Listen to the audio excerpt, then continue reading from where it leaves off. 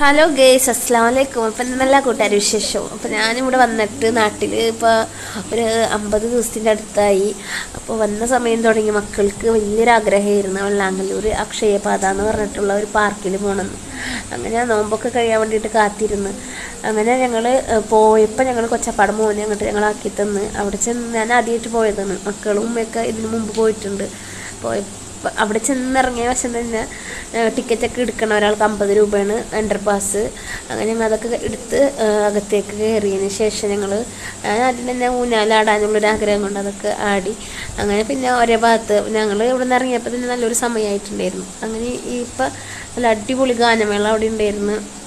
അതൊക്കെ കണ്ട് ആസ്വദിച്ച് പിന്നെ എവിടെ പോയാലും ഒരു സെൽഫി നമുക്ക് നിർബന്ധമല്ല, 1 2 അല്ല, അതിൽ കൂടുതൽ എടുത്തിട്ടുണ്ട്. എല്ലാവരും ഇതിൽ ഉൾപ്പെടുത്താൻ പറ്റിയില്ല.